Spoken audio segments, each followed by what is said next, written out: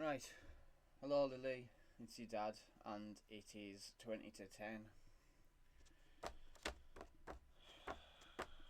Uh,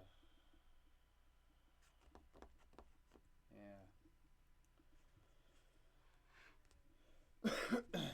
And this is What is Your Dream by Simon Squibb. We're reading the next chapter. We're going to finish this book before we move on to anything else, as the Christmas books are quite short, and I would feel the need to a longer one would be better personally, I think, but it doesn't matter what I think, but we're going to read it anyways.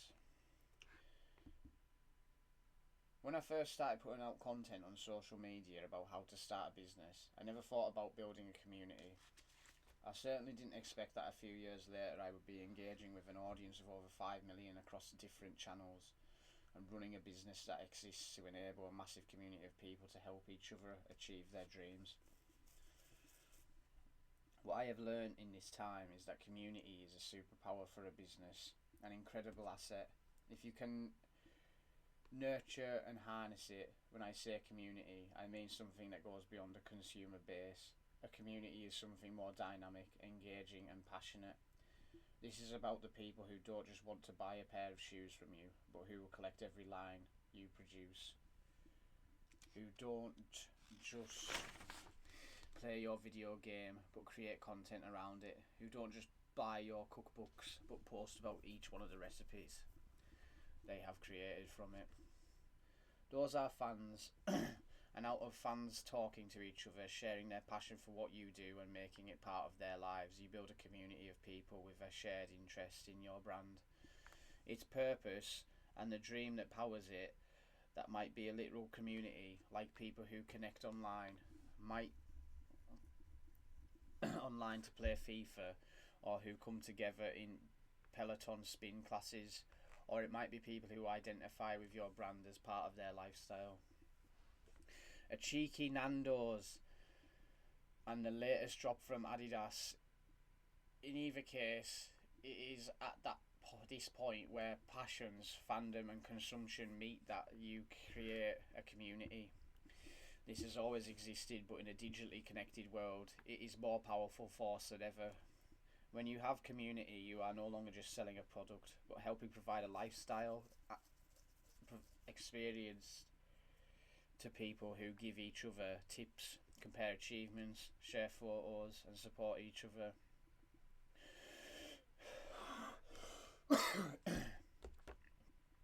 Dad's got a bad chest infection, he thinks.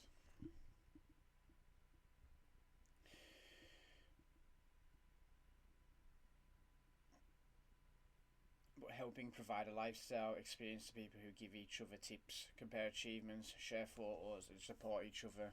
Your brand becomes a platform for people with the same interests to find each other and share their enjoyment of particular hobby, experience or lifestyle. The importance of community is something that gives small businesses an advantage over big ones. Large companies in heavily regulated industries like finance may have huge customer bases, but they are also terrified of what happens when they communicate with them. What if people start asking them for things they can't do? In many cases, the corporate response is to try and minimise community rather than harness it. They think the risk outweighs the reward. That's a huge opportunity for smaller, more nimble brands led by entrepreneurs who understand how to turn their customers into a community. It's why sticking to finance, the big traditional companies can never replicate the kind of brand loyalty and engagement that challenger banks have earned. With Health Bank, the community is the most important thing we have by far. I could only help 10 million people to achieve their dream if most of the work is done by other people, the ones who give their time to answer people's questions, to give advice and make connections on our platform. Those people do this because they believe in our purpose and the dream of a world that runs on the principle of give without take. They give to the community because they enjoy it, and over time that helps it grow and become stronger. They show up online and sometimes in person to support people who have asked for their help to achieve their dream. Can you build a community like that on purpose?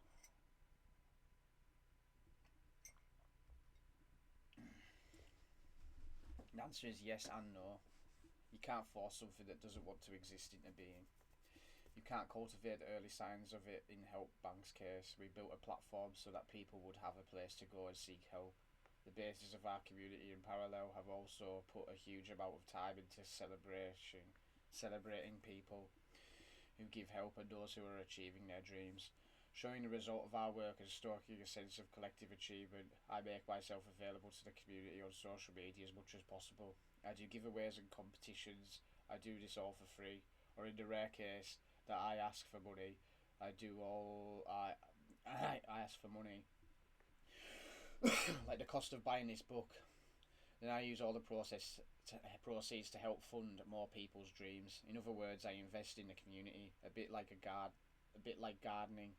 You don't know exactly what is going to grow and how well, but you need to do the right things to give it a chance. That might mean thinking about what you can do for your most loyal customers to turn them into passionate fans.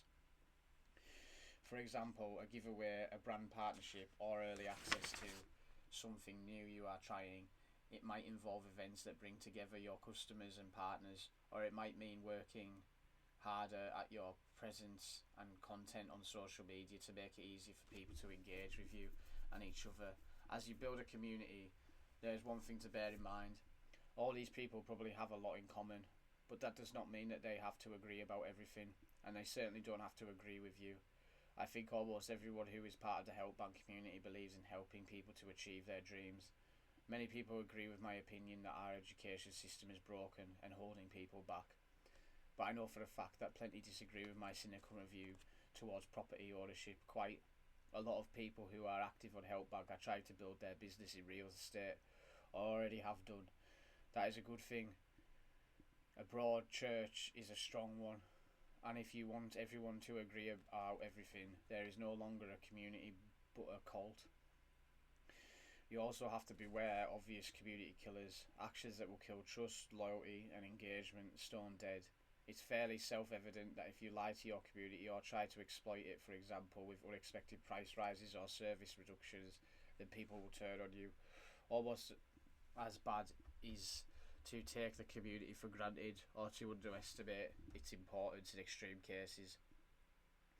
This can end up with the founder being at war with the community for ownership of the brand. This is what happened to Beanie Babies, the stuffed toy that became a global craze around the turn of the millennium.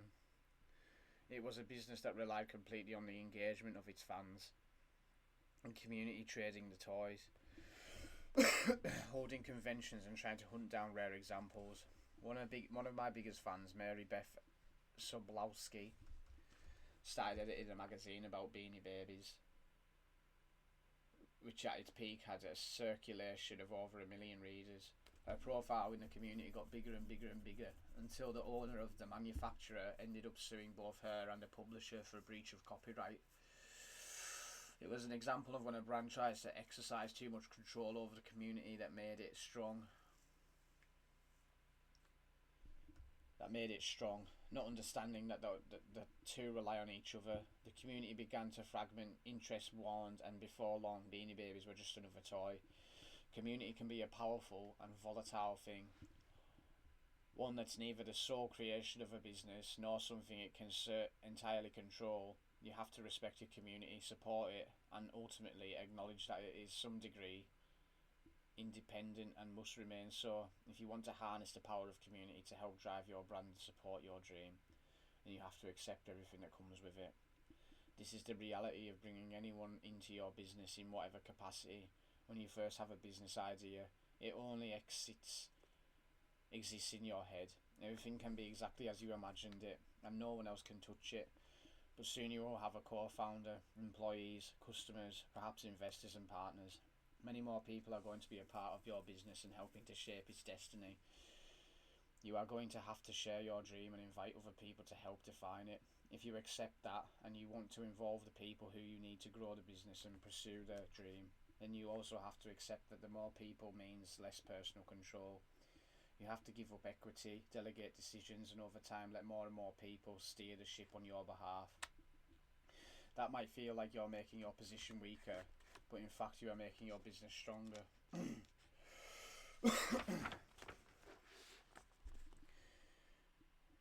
you are building a bigger, better and more durable vehicle, and once you have done so and you are racing ever closer to your dream, I guarantee you won't care who is sitting in the driver's seat. This has been the longest chapter of the book, which is appropriate because there is no more important subject in business than people. Even in a world where AI is playing a growing role and many traditional jobs will cease to exist, it will remain true that you cannot build a brilliant business or fulfill an ambitious dream without great people around you.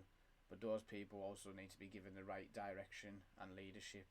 Your business will not grow and your dream will not advance simply by accumulating a team and conditioning to do things the same way as you have always have. Real growth at every stage of a business journey comes through risk taking. It is risk that delivers the real rewards, allows you to constantly reinvent your business and to make progress towards that dream. It's risk more than anything else which allows you to get lucky. And that was What is Your Dream and Finding Good People. The next one is Develop a Risk Muscle. It is time for a confession. Everything you have been reading so far, all the advice, the experiences, the antidotes, all of it is coming from a known criminal, a self-confessed lawbreaker, a crime I committed and then posted about on social media before they come to slap the cuffs. Let me explain. In my defence, I broke the law for good reason, to try and help people. It was not long after we launched Help Bank. And like most startups, we wanted people to know we existed. We needed attention, we needed to advertise. The problem with advertising is that everyone is trying to do it. Your advert goes in a magazine, on the side of a bus, in a Google search result or onto someone's LinkedIn feed. Along with countless others, people learn to filter this stuff out. Our eyes slide past the wallpaper of billboards and pro-mounted posts. That is why having an advert on its own is almost never enough. You need to do something that reinforces the message, something unusual, something memorable or different. For us at Help Bank, the message was that we wanted to help people for free, and then the stunt was that we would get our advertising space for free as well. One thing to support another, so we printed a load of those little poster ads you see. Sorry. On tube carriages with our logo and the words, "We didn't pay for this advert, so you don't have to pay for help." Rather than calling up a media company to get them placed, we just went to the London Underground for an hour and started sticking them up inside the carriages where there were empty ad boards. We put some of the money it would have cost to buy the space into envelopes and started giving out to people travelling in those same carriages. Now you might be thinking that's a bit rich. If he's so successful, why doesn't he just pay for the ads? Why risk getting caught breaking the law just to save a little bit of money? And why did you feel entitled to do that in the first place? All those questions went through my head too. I wondered if it was ethical, but as I went around on the tube, I kept noticing all these empty spaces where adverts were meant to be. We wouldn't be taking up spaces someone else had paid for. As for being able to afford to pay, doing so would almost have defeated the point of the campaign. If I had bought the ads and had them placed through the official channels, no one would have noticed, but by taking the space, breaking the law and creating content around it, we were able to attract eyeballs online. Ironically, the ads were worth more to us because we didn't pay for them. The story of how we placed our adverts became much more important than the words on them. It wasn't about saving a bit of money, but drastically increasing our chances and getting noticed. All that being said, it was a risk. What I was doing is called fly posting, and it is a criminal offence.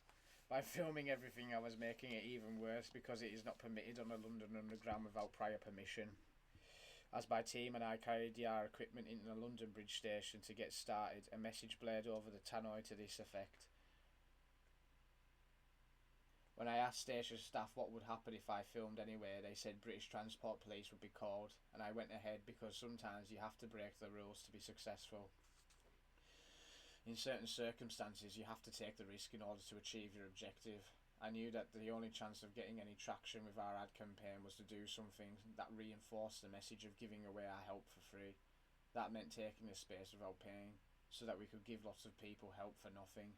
In my eyes, it was a risk that paid off. No one has yet pursued me. As a result, perhaps I'm taking another risk by drawing attention to it here. I'm telling you this not because I want everyone to go on a fly posting sprees around the country, and whatever you do, please don't break the law. The reason is that I need you to understand the importance of risk. As you build your business and move towards your dream, you will be confronted with many decision points and crossroad moments. Do you take on a customer who is too big for your current operation to handle and figure out how to scale up as you go? Do you accept an offer to expand your business into a new location? Do you diversify the range of products or services you are selling? Do you hire great people when you can't find them, or wait for customers to come on board before growing your headcount? Do you do something that could get you noticed, might also get you in trouble? The running of any business is a constant exercise in understanding and weighing up risk. There are risks you should take and others it would be better to swerve, but I can promise you that unless you learn to take good risks, your business will not succeed and your dream will fade away. This is simply no success that comes without the consistent ability to pursue the right risk at the time, ensuring that enough of them will pay off. It's back to the idea I debunked at the very beginning of the book. The harder I work, the luckier I get. Most entrepreneurs will tell you that the true version of that statement is the more risks I take, the luckier I get. Risk will be needed at every stage of the journey towards your dream. Some will succeed, others will fail, but you have to keep taking risks, improving your judgment about where and how to take them. This is the key thing, not taking any risks indiscriminately, but taking them well. Risk is a poorly understood topic and many people have the wrong ideas about it. They think that if you can say take a risk, it means jumping off a cliff and hoping for the best. The opposite is true. Being a risk taker doesn't mean putting on a blindfold and stumbling about. It doesn't mean crossing your fingers and hoping that every gamble pays off. It's actually about being smart, calculated and precise, about knowing when to try something and how to stack the odds in your favour. You can be a good risk taker and you can become a better one the more you can do it. In this chapter I'll explain how this works, why risk is a must-go and how you can build it, and the importance of exercising it regularly. Imagine best and worst case scenarios. My basic thesis about risk is very simple, except that you could lose everything but mitigate the chance that you will. This is the start of becoming a good risk taker. Before you can think about what you stand to gain, you have to understand what you have to lose. Imagine a worst case scenario for a minute, put yourself there and ask yourself how bad would it be, really be, if it all goes belly up. What would you lose and how would you react? This is a calculation most people go through when they're starting a business. A classic example was Natasha, aka the vegan patty lady. When she rang our doorbell, she had a dream but hadn't fully committed to it. It was a tasty dream with all the right ingredients. She wanted to own the marketing. She wanted to own the marketing Jamaican patties with a vegan filling. This was a big idea that had a purpose, rooted in personal pain. Having suffered with serious asthma throughout her life, Tasha had noticed that her symptoms improved.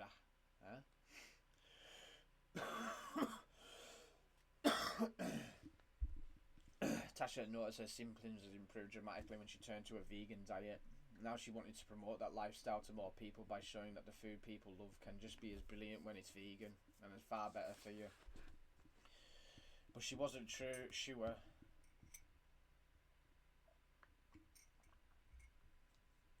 It wasn't the first time she had tried to launch the business. In fact, she had a few failures behind her already.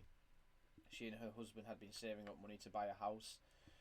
Now they face a choice: fund the dream business or keep saving until they can afford to get a house. Many entrepreneurs stand on this premise before getting started. Launching their business will mean quitting their well-paying jobs, using up savings, even getting a new mortgage on the house to unlock some funding. Will they do it? Will they risk it? You already know my answer to that question. Don't buy the bloody house. But at this critical moment,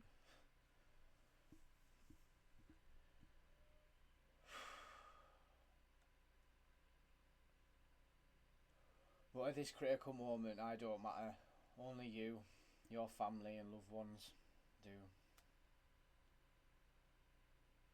It's your decision, your risk, and that is why you have to take yourself to the worst case scenario. What would it be like?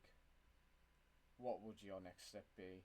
If that is going to be an intolerable situation for you, then it may not be the right risk or the right time for you to take that risk.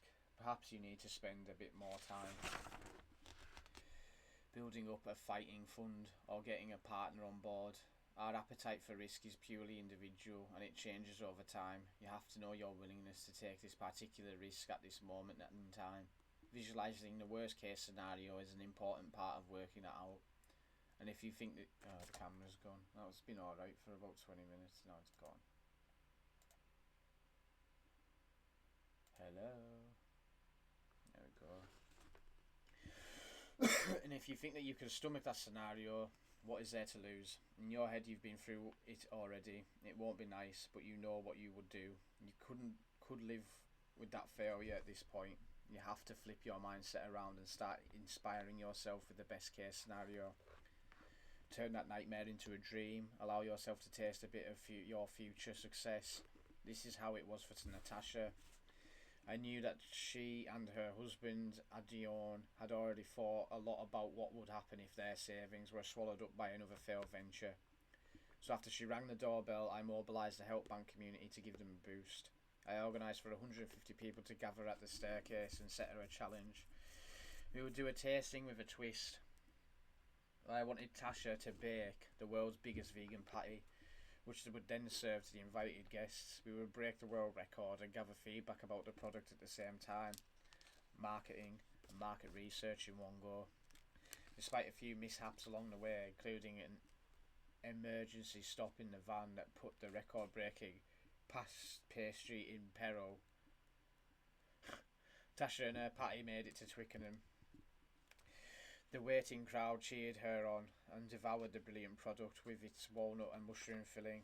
It could have been clearer that she had potential winner on her hands. But there was still one problem. Did the couple want to put their hard-earned savings into this dream?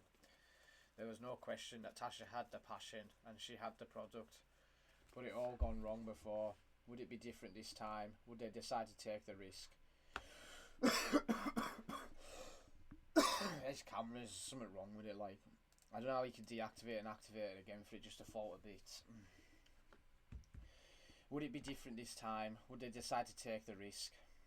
It was John who summed it up. Yes, they had been saving for a long time for that house, but putting some of that money into the business could be a case of one step back to take 10 steps forward.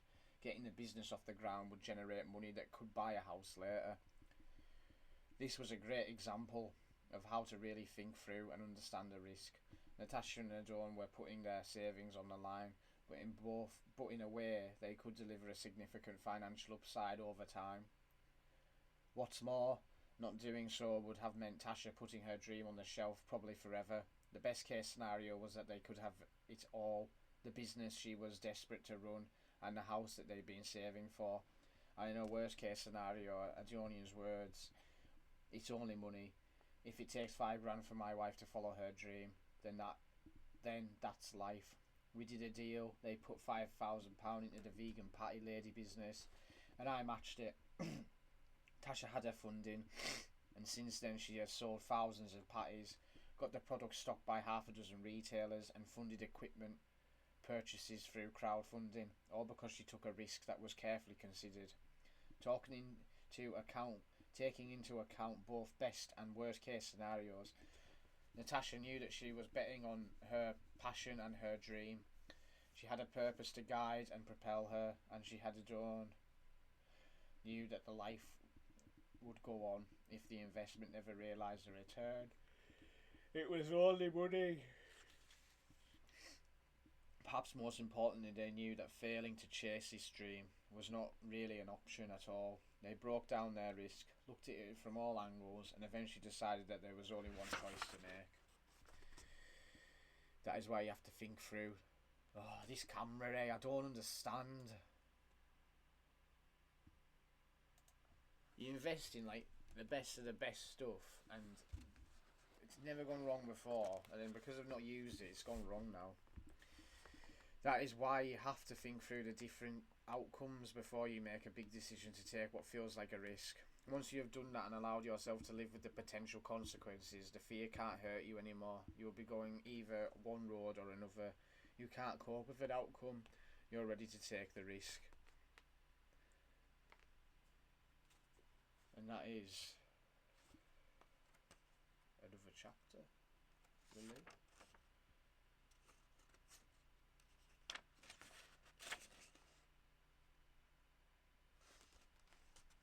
I think it wasn't. Develop a risk muscle. I don't think this is a new chapter we're reading, but this is called Build the Muscle. Yeah, it's a new chapter. And we're going to finish it there, I think. Your dad needs to get to bed. He should have been in bed ages ago. But...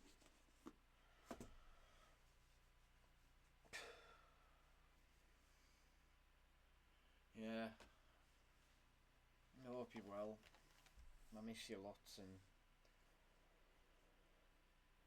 we all miss you down here. Your grandma, granddad, your great granddad, your uncle.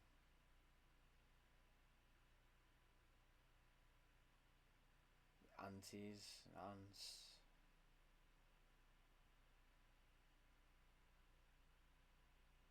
I think they're great aunties and aunts. I'm not sure how families work, but I haven't got any sisters, so I don't think they are aunties, to be honest. But what I'm trying to say is we all miss you down here. I miss you loads, and I love you loads as well.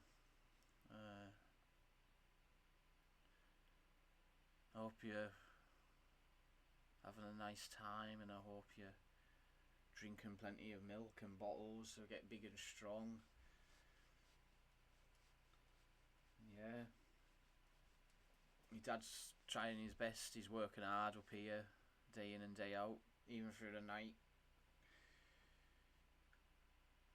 He's just wanting to build a future where he can be around, where he can pick you up from school when he wants to, when he can take you anywhere and everywhere, all over the world. But it's going to take a lot of work. It's going to take a lot of hard work. And he's doing his best, he's trying his best. And that's all we can ever do, Lily, in this world. We could only ever try our best. Well, it's 10 o'clock now. Your Uncle Michael's fighting on Saturday, so that'll be a good day out. And yeah, I hope you sleep tight. Don't let the big bunch bite. And yeah, I'll see you soon.